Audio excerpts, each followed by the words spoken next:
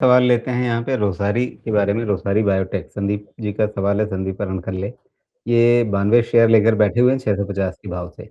अब इनके मन में सवाल है कि एवरेजिंग करें क्या? अगर ये मान के चलें कि ये लंबे अवधि के निवेशक हैं, तो पहली चीज़ ये पोर्टफोलियो के लायक ये शेयर दिखता है या नहीं, और एवरेजिंग करनी ठीक रहेगी या नहीं? ऐसे माहौल में एवरेजिंग पहली चीज़ तो नहीं करनी चाहिए, जब अभी थोड़ा अनसर्टेन मामला हो रहा है तो। मामला जब थोड़ा-सा सर्टेन लगे, ये जो जियोपॉलिटिकल सिचुएशन है वो ठीक हो जाए तब करना चाहिए। लेकिन रोज़री का सिचुएशन तो अपने आप में ही ठीक नहीं है ना राजीव जी, लोअर लो, नियर लो ये सब बन रहा है। तो क्यों अभी कोई थियरी बताती नहीं है उसमें कि एवरेजिंग करनी चाहिए। अब वैल्यूएशन हो भी तो भी कहीं न कहीं तो स्टॉक में प्रॉब्लम है। 20 टाइम्स 12, 15, 1 तो रिटर्न रेशियोज़ तो ओके हैं, not a big problem.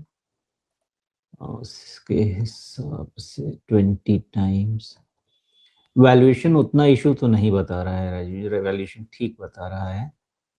From all angle valuation almost ठीक बता रहा है। वैल्यूएशन का इश्यू नहीं है इसमें, तो फिर क्या इश्यू है? क्वार्टरली रिजल्ट में फाइंड आउट हो। 13-15% की रेंज में है, सेल्स 12% का मार्जिन, कोई दिक्कत नहीं है। ईयरली लेवल पे भी 15% के आसपास का सेल्स है, 12% का मार्जिन है, जो ऑन द लोअर साइड है। अच्छा, तो इसका जो एलिंग नर्व है ना, वो यही है कि year on year consistently margin lower down हो रहा है, और अभी ये 2019 के बाद के जो लोवेस्ट एंड पे इसका मार्जिन है। तो मोस्टली ऐसा माना जाता है कि लोअर एंड यहाँ पे बॉटम आउट हो जाना चाहिए मार्जिन। अगर मार्जिन यहाँ से बॉटम आउट हो गया तो स्टॉक के लिए वो अच्छी बात होगी।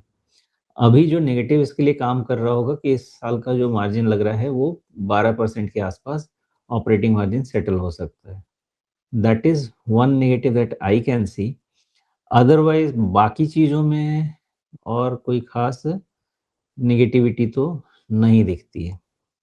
तो अगर data point, fundamentally data point उठा के देखें तो ऑलमोस्ट मैच्योर लग रहा है कि जितना करेक्शन हो चुका है वो इस वैल्यूएशन वो सारा करेक्शन फैक्टर कर चुका है।